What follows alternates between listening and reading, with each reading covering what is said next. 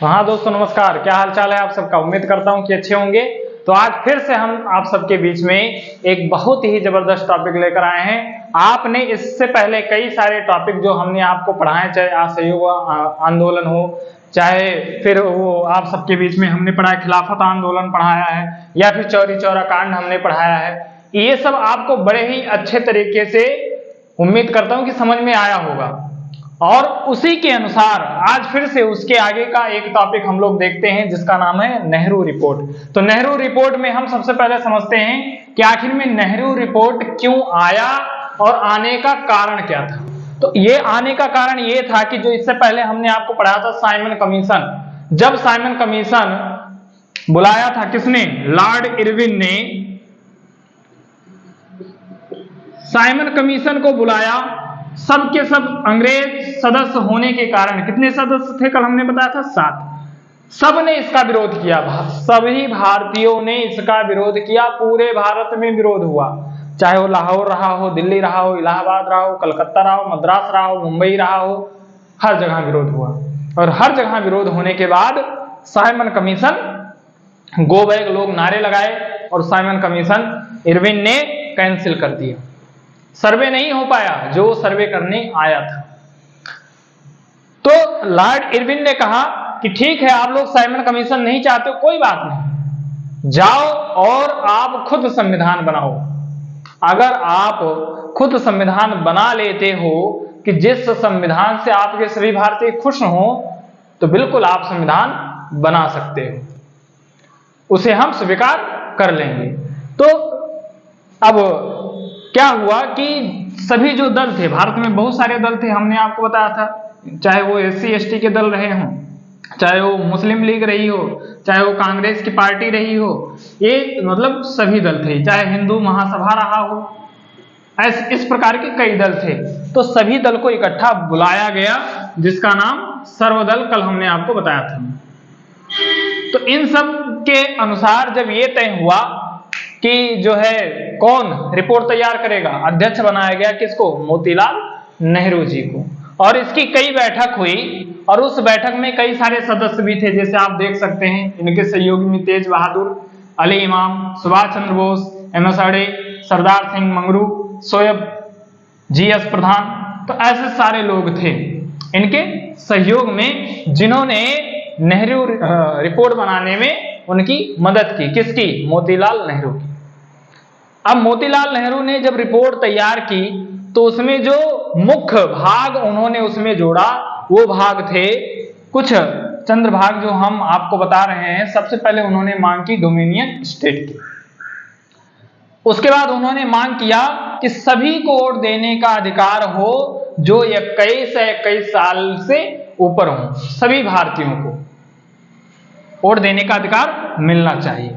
उसके बाद उन्होंने कहा कि मौलिक अधिकार हमें चाहिए, कि जैसे आज के समय में आप सबके बीच में मौलिक अधिकार है, शिक्षा का अधिकार, उसमें आप लोग पाते हैं, कोई भी नौकरी होती है, लोग अदालत में या फिर हर एक जगह आपको बोलने का अधिकार मिलता है, धार्मिक आपको जो है कहीं भी पूजा पाठ करने का अधिकार होता है। तो अपने आप में आप पूरी तरीके से स्वतंत्र हैं, ये आपका मौलिक अधिकार है। कोई भी किसी चीज में समस्या होती है तो आप कोर्ट में जा सकते हैं, न्यायालय में जा सकते हैं, FIR करवा सकते हैं, आप पूरी तरीके से आजाद हैं। आप एक प्रधान पर भी FIR करवा सकते हैं, एक प्रधानमंत्री पर भी FIR करवा सकते हैं। ये हमारे भारत का लोकतांत्रिक देश का संविधान है। तो उसी तरीके से उन्होंने मौलिक अधिकार भी मांगा और उन्होंने भारतीय सीट हिंदू मुस्लिम में नहीं बटेगा, इस पर उन्होंने बात लिखी कि ये नहीं कि ये मुस्लिम का एरिया है, ये हिंदू का एरिया है, यहाँ मुस्लिम को सीट दी जाएगी, यहाँ हिंदुओं को दी जाएगी। ऐसा सब करने से उन्होंने मना किया अपने पत्र में।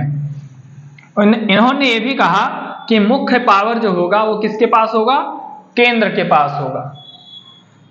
मेन पावर केंद्र के पास, उसके अंडर में काम करेगा कौन, राज्य। देन उन्होंने ये भी कहा कि संविधान का जो हेड होगा वो गवर्नर जनरल होगा। ये नहीं कि किसी को भी हेड बना दो, उसका मेन संविधान का जो हेड होगा, मुखिया होगा, वो कौन होगा, गवर्नर जनरल, जो उस समय रहेगा। फिर उन्होंने ये बात कही कि भाषा के आधार पर सुनवाई हो। ये नहीं कि तुम अंग्रेजी में तुम्हारे जज बोलते जाए, कोई हमारे यहाँ का लोग समझ ही ना पाए।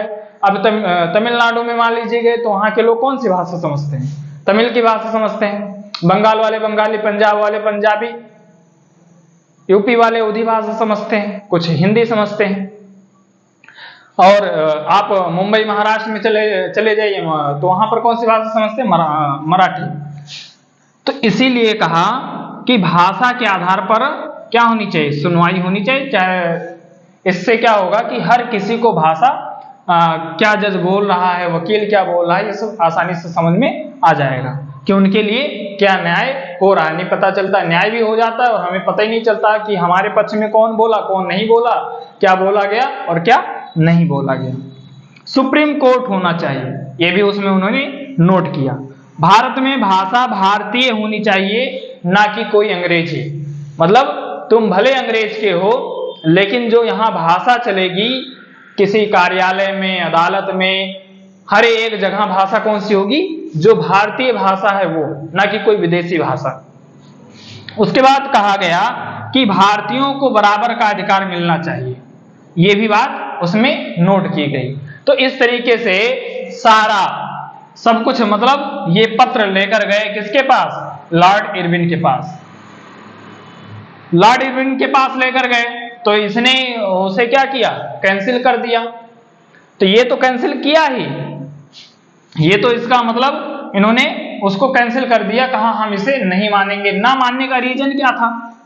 क्योंकि मुस्लिम लीग के जो अध्यक्ष थे, मुस्लिम लीग के अध्यक्ष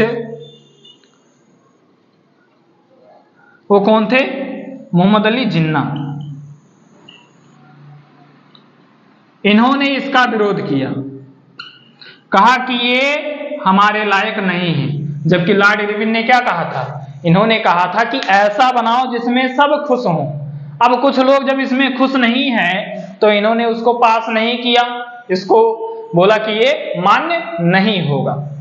तो इनसे पूछा गया, ठीक है आप नहीं मान रहे हो तो जाओ आप ही बना लेकर चले आओ। तो इन्होंने 14 सूत्री फार्मूला दिया। अब उसमें इन्होंने कौन कौन सी बात रखी?